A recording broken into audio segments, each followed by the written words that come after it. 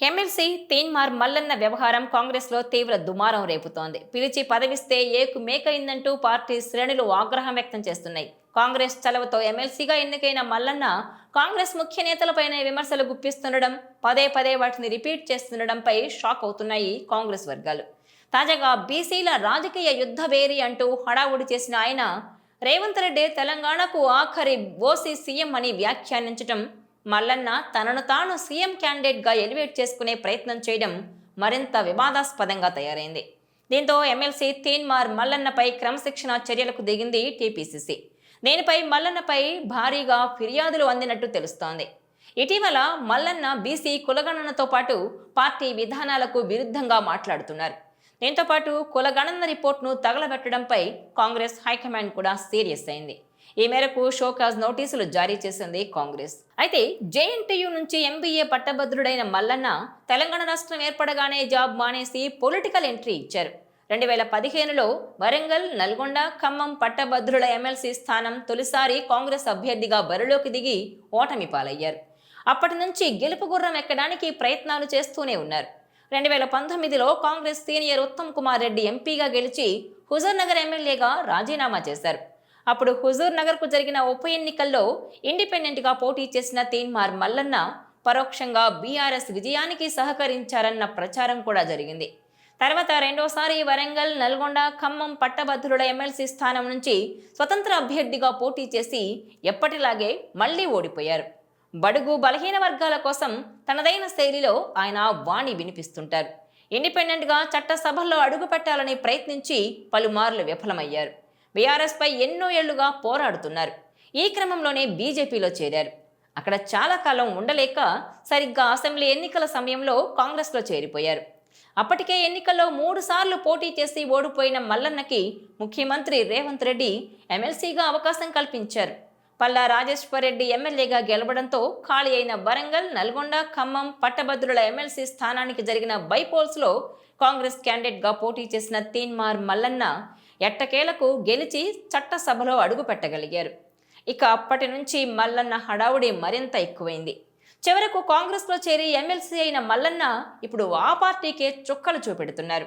Party వ్యతిరేక విధానాలతో పెద్ద సమస్యగా మారారు. తాజాగా కాంగ్రెస్ పార్టీ ప్రతిష్టాత్మకంగా చేపట్టిన కులగణనను వ్యతిరేకించి వార్తల్లో నిలిచారు. తెలంగాణలో రేవంత్ రెడ్డి ప్రభుత్వం కులగణనను అత్యంత ప్రతిష్టాత్మకంగా చేపట్టింది. రాహుల్ గాంధీ ఆదేశాల మేరకు ఇది పూర్తి చేసింది.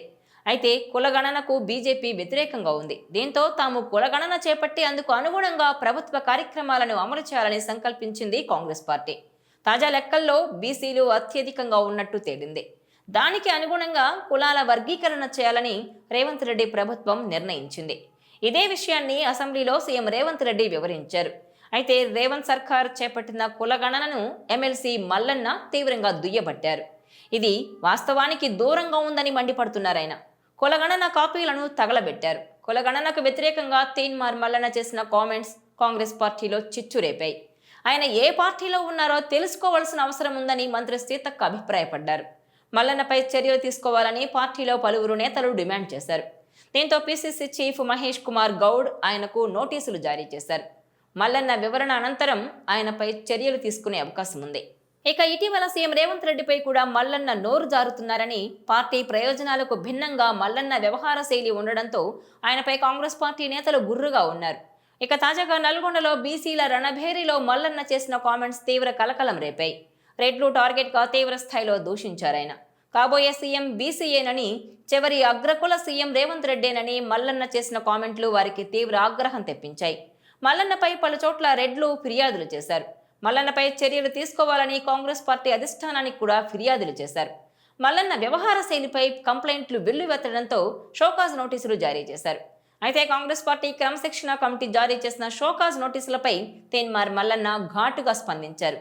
పార్టీ నేతలపై తీవ్ర స్థాయిలో ఫైర్ అయ్యారు. ఈ క్రమంలో సంచలన వ్యాఖ్యలు చేశారు తీన్మార్ మల్లన్న. తనకు ఎందుకు నోటీసులు ఇవ్వాలని ప్రశ్నించిన మల్లన్న, కాంగ్రెస్ పార్టీ మాది, బీసీలది. కాంగ్రెస్ పార్టీని వాడుకుంటున్న మీరు పెత్తనం చేసుకుంటూ నన్ను బెదిరించాలని ధమ్కీలిస్తామంటే నడవదు. బీసీలకు అన్యాయం జరిగితే జనాలు పండబెట్టి తొక్కుతారు అంటూ ఘాటు కామెంట్లే చేశారు. ఈ నేపథ్యంలో కాంగ్రెస్ ద్వారా ఎమ్మెల్సీ పదవి అందుకున్న తీన్మార్ మల్లన్న ఈ తరహా వ్యాఖ్యలు చేయడంపై హస్తం పార్టీ నేతలు ఆగ్రహం వ్యక్తం చేస్తున్నారు. అతడి వెనుక బీసీ మంత్రంతో లబ్ధి పొందాలని చూస్తున్న బీజేపీ నేతలున్నారన్న అభిప్రాయం వ్యక్తమవుతోంది. కేంద్రంలో కీలకంగా ఉన్న బీజేపీ నేతల మద్దతు లేకపోతే ఒక సాధారణ ఎమ్మెల్సీకి హెలికాప్టర్ యోగం ఎక్కడి నుంచి వస్తుందంటున్నారు.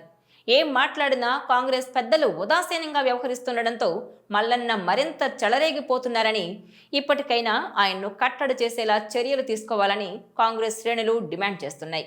ఇటు రేవంత్ రెడ్డి కూడా మల్లన్న తీరుపై ఆగ్రహంగా ఉన్నట్టు తెలుస్తోంది. మరి ఏం చేస్తారో మల్లన్న విషయంలో చూడాలి. ఈ వీడియో మీకు నచ్చినట్లయితే please share, like and subscribe